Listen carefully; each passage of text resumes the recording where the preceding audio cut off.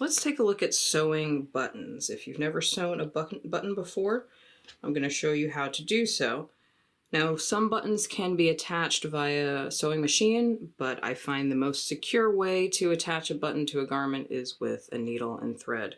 So I've got my sewing needle here in my hand, and I've threaded some red thread so you can see my thread.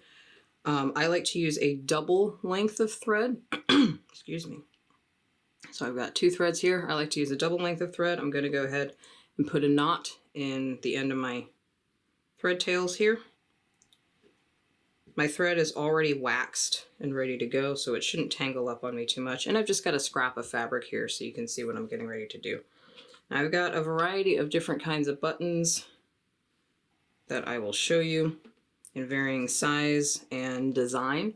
I'm going to start with these flat buttons to begin with, because this is more than likely what you're going to be working with when you're working on sample books and whatnot. So flat buttons, this one's a nice clear button so you can see my stitches through it, and it's got 2 holes side by side in the middle of it. And this one's another flat button with a bit of a raised edge, and it's got 4 holes in the bottom of it. So when you're working on these flat types of buttons, you're going to want your buttons, needle and thread, and have a sewing pin handy. I've seen some seamstresses use a toothpick or something, but I find a toothpick to be a little too thick. But you're going to want something to sit underneath your button, and you'll see why in just a second. So let's work with this clear button just so you can see what I'm doing. I've got my thread with my knot in it. Now you can come from behind your work and anchor your knot underneath. I like to go in from the top of my garment and just take a small stitch in and out, leaving my knot on the outside of my garment. This works great, especially if you're using an opaque button that will cover that knot. Doesn't work so great with this clear button, but I only have these clear buttons for demonstration purposes so you can see all my stitching underneath. Of course, if I were to install these buttons onto an actual garment, I would put my knot on the inside, quote unquote, inside of my garment. Anyway, 1 little stitch to anchor that knot, and then I'm going to bring my needle up through one of these holes, doesn't matter which one, whichever one I like best, and then back down through the other hole. So I came up through this one on the left, I'm going back down through the one on the right, and I'm going to take another stitch in my fabric. I'm going to pick my fabric up, holding it. I've got my fingers back here. Now I haven't tightened up this stitch yet, it's still quite loose, but I'm going to take another stitch around the same place that I took my original. This was where I originally anchored my thread. There's my knot, and I'm essentially going through the same place. I'm trying to anchor my stitches in the same place. I'm going to make sure my threads don't get tangled on myself here.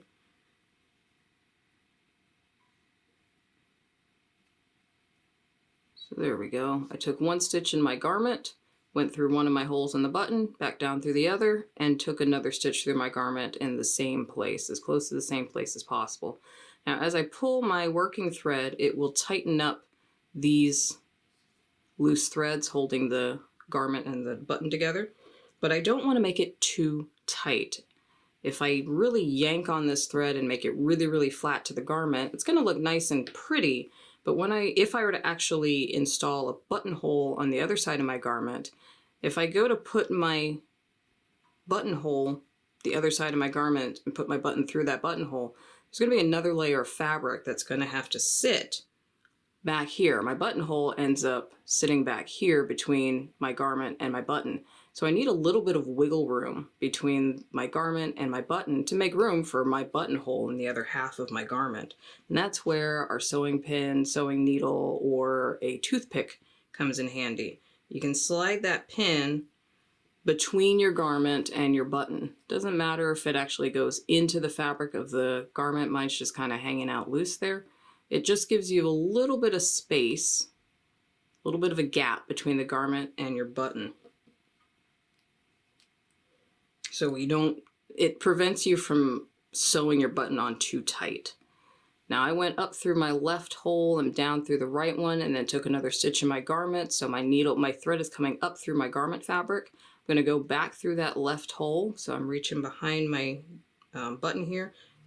Feel free to lower your fabric, get that out of the way, whatever you need to do to get that needle through that same hole again. I'm going to make sure my pin doesn't get in my way here. There we go. Pull that through, and then, so I came up through my left hole over here. I'm going back down through the right hole. Trying not to catch my garment fabric just yet. So I'm going to fold the garment fabric out of the way. Just go through the hole of the button. And now I'll pick up another stitch through my garment. Now it's getting kind of messy in here, so you may not be able to see my needle, but here on the other side, there's my little shiny needle coming through. So picking up another stitch from my garment. So I've gone through the garment, through the buttonholes, through the garment again, through the buttonholes again, and now through my garment a third time. I like to do one more round, especially if I'm using a double length of thread, so that there are 6 threads going through my button. So in and out through my 2 holes, came up through the left hole, went down through the right, and I'll take another stitch in my garment. Okay. So I went through the button and the garment back and forth 3 times. 1, 2, 3 times. So I have 6 threads, because I've got 2 threads, 2 working threads each time. So 6 threads. That's pretty secure. Now you can do more than that. You can do less than that, but 3 for me is a magic number, so I like to use 3. Now I've got the button pretty much secured, but I got to get rid of this pin, and I got to finish. I have to knot off my thread. So I'm going to pull my pin out. That should come out easy. And I'm not going to pull my thread too much because I put that pin in there for a reason. You should find that the button has a little bit of play. There's that little bit of looseness back there between the button and the garment. So you should have a little bit of play. Before I finish off my button, I'm going to create what's called a shank, a thread shank. So I still have my needle, I've still got my thread through my needle, and I still have my working thread here. I'm going to take my working thread and wrap it around my threads here. That little bit of gap that I had there, I'm going to wrap that around about 3 times, 3 or 4 times. This is also another reason why I use this clear button, so you can really see what's happening. So wrap it around 2 or 3 times, clockwise, counterclockwise, doesn't matter. And that will create a little bit more of an anchor between your button and your garment. It will also help to raise the button off of the garment just ever so slightly. So that's referred to as a thread shank. And once I've got that, I'm going to hold onto my thread, hold onto my garment. I'm just going to move my garment out of the way a little bit so I can access this. Taking my needle, I've kind of got everything pinched in here so this thread isn't unraveling. I'm going to take a small stitch through my garment fabric and pull my needle through. And once again, a small stitch through my garment fabric. Pull my needle through. And as this loop starts to close, I'm going to put my needle through the loop before I lose it. That will knot my thread, anchor my thread, and I should be good to go. Now I can clip my threads. Again, if you're working with an opaque button, I'm going to clip these threads. Once you clip them, you shouldn't see them with an opaque button. So I'm going to clip these. So there are my little thread tails. And if I was working with an opaque button, you wouldn't be able to see those underneath an opaque button, but that's why I use the clear one so you can see where my stitches are going. Now let's take a look at a flat button with 4 holes. Same technique. I'm going to work a little faster here. I'm going to pick up, I'm going to go in and out of my fabric from the right side, taking a tiny stitch. I've already knotted my thread, anchor my knot there. I'm going to grab my button. Now here, depending on your preference, I'm going to do the same technique going up and down through these holes, anchoring it to my garment, and I'm going to put my pin behind it while I'm working. But the orientation of your stitches is entirely up to you. You can orient your holes in this orientation like a diamond, go up and down from corner to corner and then corner to corner, or you can keep them vertical. You can take 2 lines vertically. You can go up and down through these holes, up and down through these holes to create 2 parallel lines of stitching, or you can go left to right, so you have horizontal lines of stitching. I'll show you the crisscross one so you can get an idea of how that would look. I'll just go through, I'm just picking a random hole, doesn't matter, I'm in that lower left hole there. I'm gonna go up through there. I'm holding my button just so it doesn't go nowhere, actually. Yeah, that's fine. And I'm gonna go down through the opposite corner. So in and out through 2 holes, trying to do like a diamond pattern, pulling my thread. And then I'm going to take another stitch through my garment. There we go. Pull my working threads. Try not to get them too tangled up underneath there. And just kind of let the button orient itself the way it wants. Now before I go any further, I'm going to flip my sewing pin behind here. I'm just sliding it between the garment and the button, so it gives me a little bit of lift on that button. And I shall repeat the same process. I gotta figure out where my thread is going. I don't want to get it locked around that pin. I think the pin is stuck in it. There we go. All right, there's my working thread. I'm gonna go back up through that hole. So I went from this hole to that one. I'm going back up through this one. And then back down through the opposite corner. Now at this point, you may want to, because with this one I went back and forth through the holes and I would lift my fabric up. You can lift the fabric up and out of the way. You can do that. Or you can just go straight through the button and through the fabric all at once. So there's my needle coming out of the back side of the fabric. So if it's easier for you to just lay the button flat and just stick your needle straight through the hole and into the fabric, you can do that.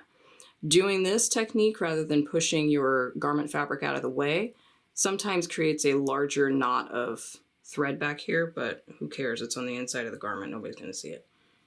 So that's 2 rounds. That should be 4 threads in my button. Now I'm going to work a little bit blind here. I'm working from the back of my garment. I'm coming up through the back of the fabric. So there are multiple ways to do this. You can push your garment fabric out of the way and go in and out through the holes, or you can just push your needle all the way through the fabric, through the holes. Coming back up through that other hole and back down through the opposite corner. All the way through. So that's 3 rounds. I'm happy with that. That should be 6 lines of thread. Now I'm going to go to the opposite corners. It doesn't matter which one I start with. I'm going to start with this one up here on the top. Why not? And again, I'm working blind here, so I'm working from the back. I've got my needle coming up through the back of the fabric.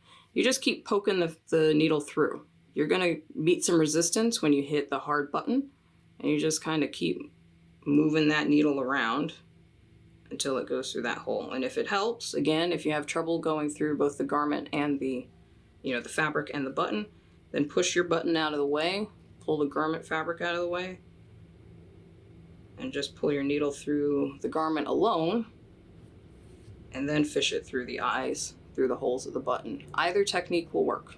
So practice doing both. Practice moving the garment fabric out of the way, and practice not moving out of the way and just feeling for where that hole of the button is.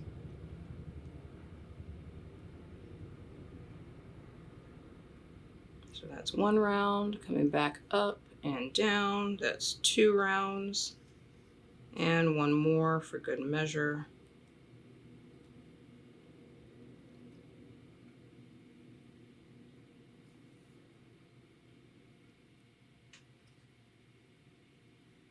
Okay, now I'm about to do my 3rd round. I'm going to finish this off, put my needle back through this hole on my button.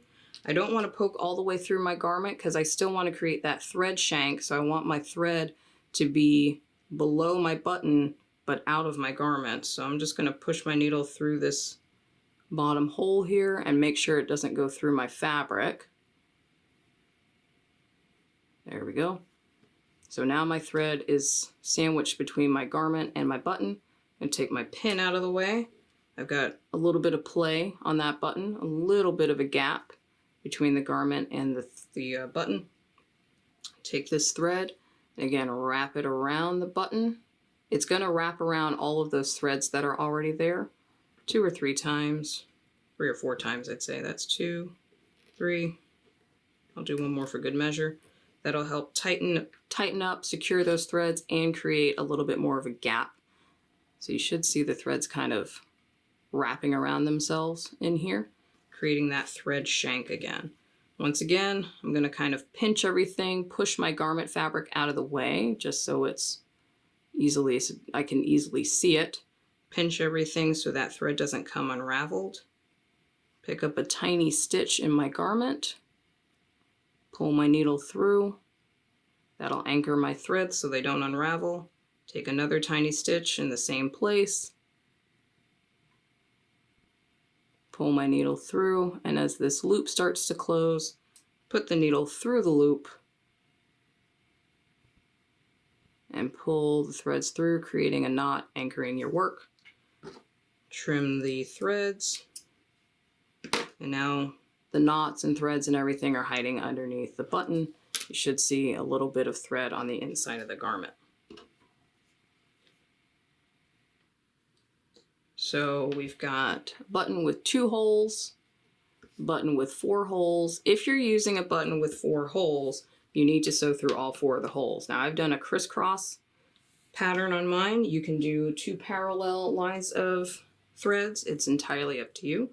I'm going to get some more thread on my needle, and I will show you one more type of button that you may encounter.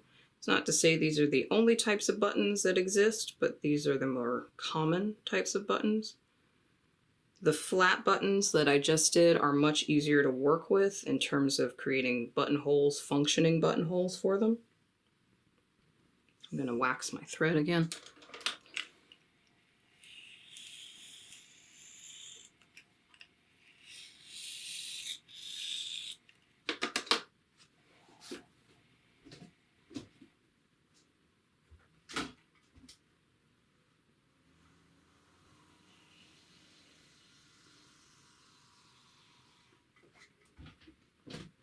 Don't forget, if you wax your thread, don't forget to send that thread through the iron. Sandwich it in between some scrap fabric and then place a hot iron onto it to help melt that wax into the thread.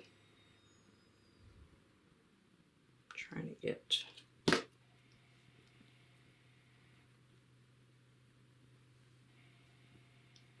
double length of thread here.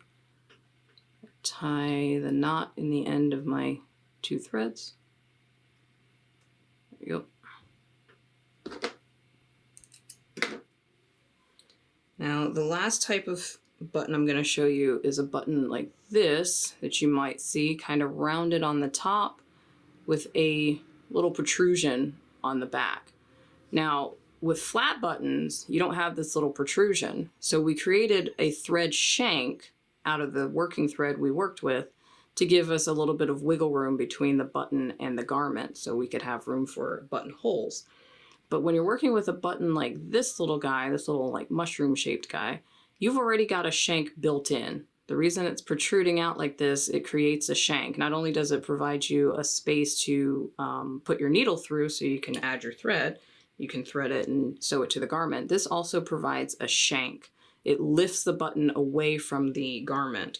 So I'm going to do the same technique. I'm going to pick up a small stitch here to anchor my knot and my thread in and out through my fabric. And now I'm just going to go through this little hole that the manufacturer has provided me with this button. And then I'll go back in and out through my garment. Pull my thread tight. Now when I'm working with a flat button, before I go back into sewing my button, I would stick my sewing pin underneath so I could create a little bit of lift. I don't need to do that with this. There's plenty of lift between my garment and the bottom of my button because that shank is in the way. So I don't need to put a pin or anything. I just need to keep sewing.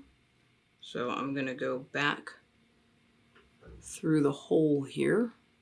It's hard to see because it's a black button. But I'm going back through that hole of the shank. And then back through the garment fabric, in and out through the garment.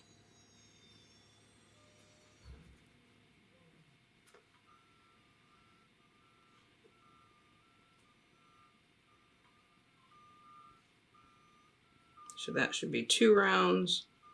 I'll go back through the hole of the button shank.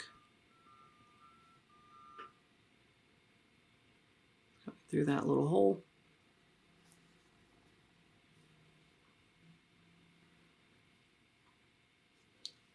And back through the garment one more time. So in and out through the garment. So that should be 3 rounds. That should be secure enough. Now again, I don't need to add any extra lift between the button and the garment, so I don't need to be twirling my thread around at all. I've already got plenty of lift, so I'm just going to take a tiny stitch in my garment to anchor my thread, and another tiny stitch in the same spot. And as my thread pulls through, I'm going to stick my needle through that loop, pull everything, creating a knot in my thread, and trim my thread tails. So that is a shanked button. These are the most common types of buttons that you'll find: a flat button with 2 holes, flat button with 4 holes, or a shanked button. These are fine for our sample. Just be aware that some of these larger shanked buttons can be difficult to work with in terms of making button holes. So I would avoid these to start off with and stick to the flat ones. I'm going to show you one more type of button that you may encounter. This little white button is also a shanked button. You'll see there's that little nibby at the back, similar to this black button. The difference with this particular button is there's no hole in the shank. The shank is actually soft fabric. It's got a little bit of padding in here, and it's just covered with fabric. So when you go to sew this onto your garment, instead of putting your needle through a specific hole like I did with the black button, you just put your needle through this tuft of soft fabric. So this is also a shank button, it just doesn't have a hole in it. It's got a fabric shank. Same technique applies though. No need to create a thread shank because you already have a little shank for this particular button. This is more of like a wedding style button. So hopefully that helps in terms of sewing your buttons on. Like I say, try different techniques.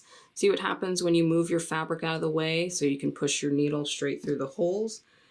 And see what happens when you don't do that and you lay everything flat and just go through the button and the fabric at the same time, in and out, in and out. Really simple, up through one hole, down through the other, up through the same hole, back down, looping, looping, looping, until you've got about 3 loops of thread, well 6 loops in this case if you're working with a double length of thread.